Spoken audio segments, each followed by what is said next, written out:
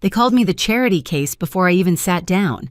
I heard it from across the table, not whispered, but clear enough to sting. The chandelier light caught every smirk, every glass raised in pretend grace. Monica leaned back in her chair, voice sweet and sharp. "This table's for real family, not for foster beggars." Laughter rippled through the restaurant, polished and cruel. I felt my face heat, but my hands stayed still.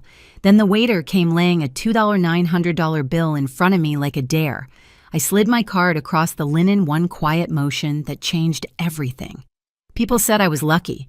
After my parents died in a car crash, I wasn't sent to a foster home. I was taken in by family friends Linda and Charles Hale. They smiled through every interview, told neighbors they were doing the right thing. And for a while, I believed them. I was 5 too small to notice the difference between kindness and charity. They gave me a tiny room at the end of the hall, painted pale yellow, like it might make up for the size.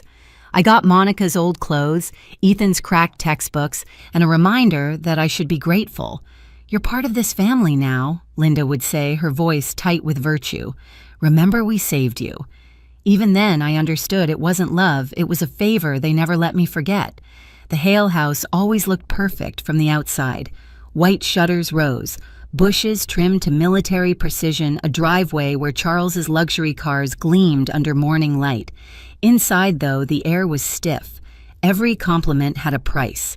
Every family dinner felt like a performance. They prayed before meals, thanked God for blessings, then spent the rest of the evening measuring who deserved them more. Monica, 5 years older, was the star they built their world around. She had straight-A grades designer shoes and a laugh that could flip from charming to cruel in a heartbeat.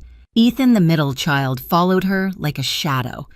And me, I was the quiet one at the far end of the table, careful not to scrape my fork too loud. The only person who treated me like I belonged was Margaret Hale, Charles's mother. She was in her 70s when I met her, sharp as glass and twice as clear. She built Hale and Cumbie Pharmaceuticals from nothing, made her first million before Linda finished college. But she never acted like money made her better. She'd show up on Sundays with a box of pastries and that piercing, assessing look. "You read much, Violet?" she asked me once. I nodded. Good. People who read learn how to survive quiet rooms. She was the only one who noticed the quiet. By the time I turned 28, I'd moved into a small apartment downtown and started my own design studio. It wasn't much, one desk, one computer, a view of a brick wall, but it was mine. I'd stopped waiting for the Hale family to see me. Still, I kept visiting Margaret. She'd call me her sensible granddaughter, and for a few hours, her living room felt like safety. Then Monica announced her celebration dinner, a victory party for a business deal. She posted the invite in the family group chat, the one I was still somehow in. "Everyone's coming," she wrote.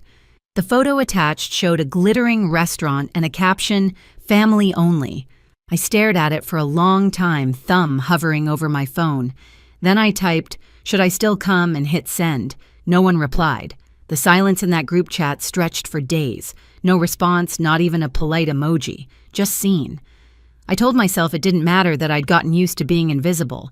But every time my phone buzzed, a small part of me hoped it would be them, saying something kind. Something normal. It never was. 3 nights before the dinner, Linda called not to invite me, but to remind me about the dress code. "Monica's booked a private dining hall," she said, cheerful in that rehearsed way of hers. "Everyone's wearing black and gold. You'll want to look presentable." Presentable. The same word she used when she made me redo my hair for church as a child. I said I'd be there. Her relief was audible, as if avoiding embarrassment was all that mattered. When I hung up, I stood by the window watching snow collect on the streetlights. Margaret had told me once that snow has 2 faces, soft when it falls, deadly when it piles. I understood that better now. The next day, I stopped by Margaret's home. She was sitting by the fireplace, a thick shawl around her shoulders, a mug of tea in hand. "You're quiet," she said without looking up. I told her about the dinner. She didn't ask if I wanted to go. She just nodded slowly. "Let them show you who they are," she murmured. "Sometimes that's the only gift they can give." Her words stayed with me. The night before the dinner, Monica's posts started flooding my feed, photos of gift bags, champagne bottles, designer heels lined in rows. Her caption read, "Hard work pays off." Blessed to celebrate with the best family ever. My stomach tightened. The best family ever. I almost texted her to cancel to say I was busy, but I didn't. Instead, I took out the black dress I'd bought on clearance last year. I ironed it, repaired a loose hem, and laid it across my bed. Then I took my old leather bag, the same one I'd carried since college, and slipped in a simple silver bracelet Margaret had given me years ago. For luck, she'd said. That night, I couldn't sleep. Every memory came back birthday candles I wasn't allowed to blow out holidays, where my name was forgotten on gift tags. By morning, the decision felt final. I'm going, I whispered to my reflection. Not for them, for me. The restaurant glowed like it was built to impress. Warm, light white linen, the faint scent of truffle oil in the air. I arrived a few minutes early, clutching my small purse tighter than I meant to. A hostess smiled politely. "Party for Hale?" she asked. I nodded. When I reached the table, they were already there. Monica in gold silk, Ethan scrolling his phone, Linda and Charles laughing too loud. For a second, no one looked up. Then Monica turned her lips curving just enough to sting. "Oh, Violet, you made it," she said, as if surprised I'd found the courage. "Of course," I answered, keeping my voice calm. "Wouldn't miss it." The hostess tried to add a chair, but Monica stopped her. "It's okay. She can sit at the end." I felt the heat rise up my neck. Margaret was the only one who objected. "No," she said firmly. "She'll sit next to me." Her tone silenced everyone. I smiled at her, grateful, and took my seat. Dinner began. Dishes arrived like choreography, lobster tails, filet mignon, glasses of wine I didn't order. I kept quiet, cutting my food into small, forgettable pieces. Across the table, Monica launched into a speech about her big deal, how she'd closed a partnership worth millions. Charles beamed proud. Linda dabbed her lips, saying, "That's our girl." When there was a pause, I spoke. Actually, I began softly. I just signed my biggest client yet, a national campaign. The words hung in the air, fragile but real. I waited for a simple, "That's great." Instead, Linda smiled without looking at me. "That's nice, dear," she said, turning to Monica again. "Now tell us more about your deal." The laughter that followed wasn't loud, but it was enough. The same tone, the same dismissal I'd grown up with. I focused on Margaret. She was quiet, her fork, untouched eyes moving from face to face. Her jaw tightened, though she said nothing. When dessert arrived, Monica raised her glass. "To family, real family," she said, staring directly at me. The others echoed, "To family." My throat burned. I took a sip of water, hands steady, even as my heart hammered. Somewhere inside, something finally shifted. Not a snap, but a slow, certain break. "I'm fine," I whispered to myself. "Just fine." The laughter around the table didn't sound human anymore. It was the sharp, empty kind people use to prove they belong. I stared at my glass, watching the reflection of the chandelier ripple across the water. Then Monica's voice cut through it again, sweet and venomous. "This table's for real family, not for foster beggars." The room went quiet for half a breath, then exploded with chuckles and smirks. Even Linda laughed the same high, nervous sound she used when pretending everything was fine. Charles didn't look at me. Ethan mumbled something under his breath, but I couldn't make it out. My cheeks burned, but I kept my head high. My voice didn't work, and maybe that was for the best. I pressed my napkin into my lap, careful, deliberate. Every muscle in my body screamed to leave, but leaving would mean they'd won. The waiter came by with a tight smile. "Will there be anything else?" Monica waved her hand. "Just the check, please." He returned a moment later and placed the leather folder in front of me. I blinked, thinking it was a mistake. Then Monica leaned forward, smiling wide enough for the whole restaurant to see. "You don't mind, right? Think of it as a thank you for everything we've done for you." The words hit like a slap. I looked down. The total, $2,900, nearly a month of my rent. My fingers trembled as I traced the number. No one spoke. No one stopped her. I could have said no. I could have walked out. But instead, I pulled out my card. The plastic felt cold in my palm. The waiter hesitated, glancing between us, sensing something wrong. I nodded.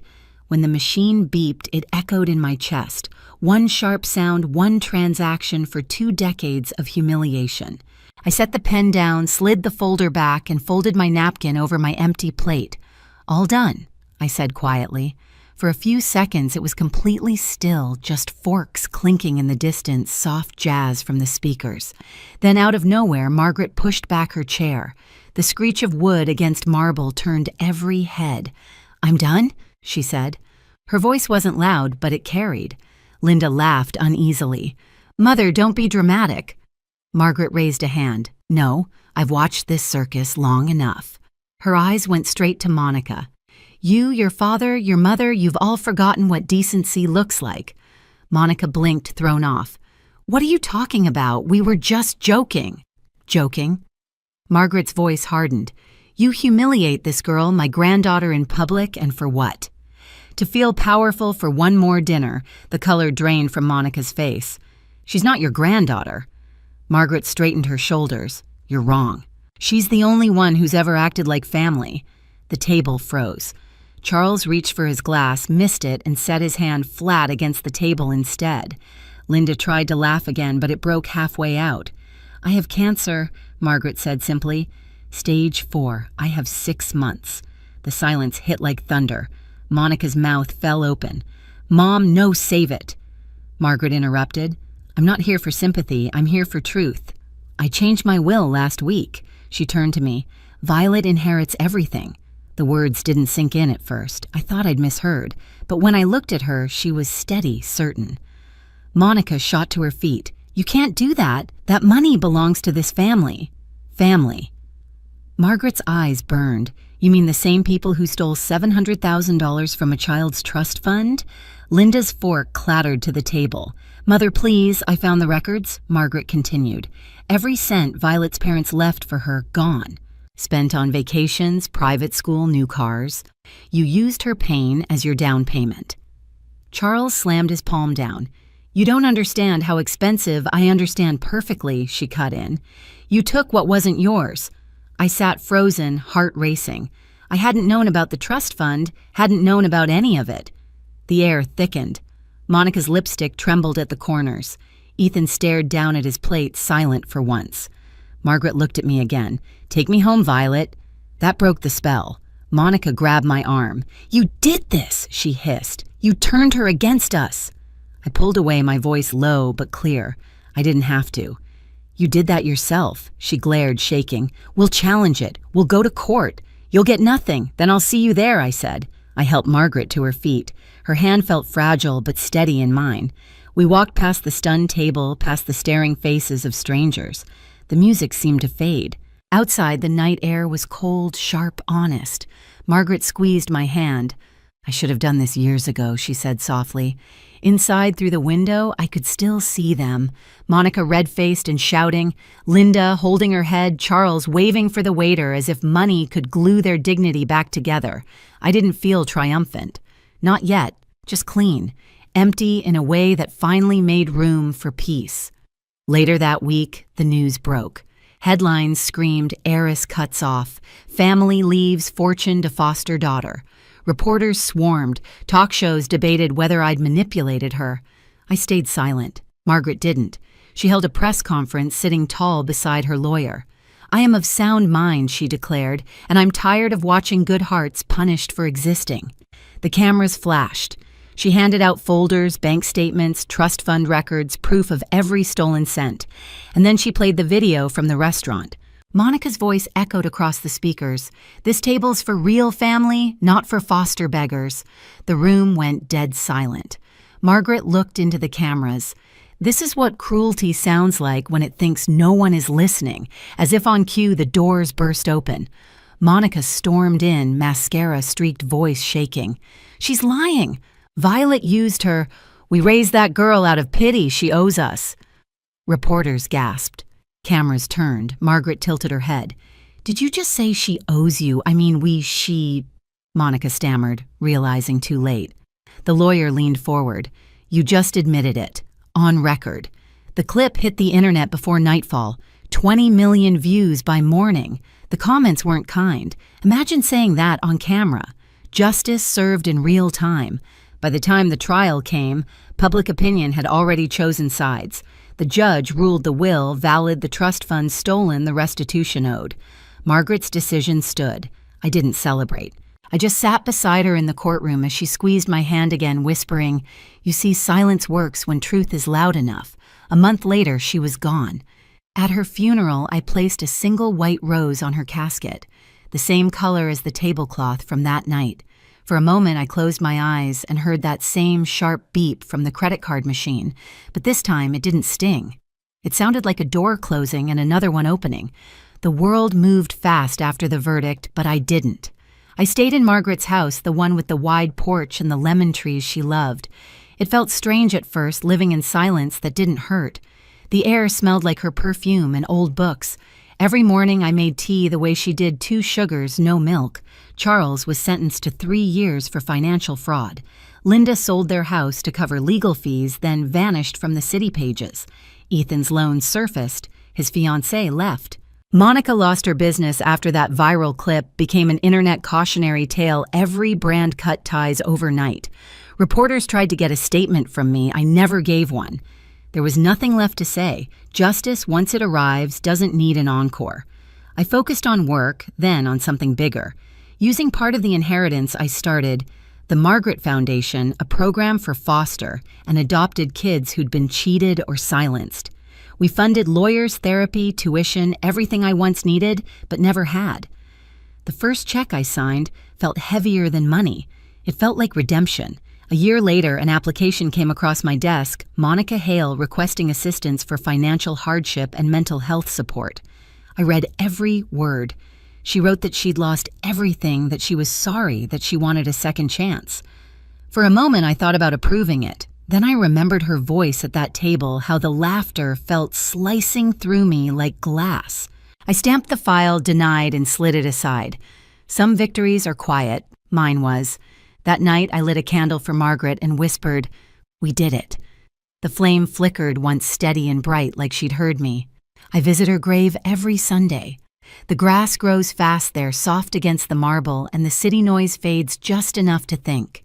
I tell her about the foundation, about the kids we've helped, 200 and counting. Sometimes I imagine her smiling, that small knowing smile, the one that meant she'd already seen the ending before I lived it. People still ask if I forgave them. I tell them forgiveness isn't freedom, boundaries are. Family isn't who raised you. It's who never made you pay for a seat at the table. If you've ever had to fight to be seen, share your story in the comments and hit subscribe. Someone out there might need to hear yours next.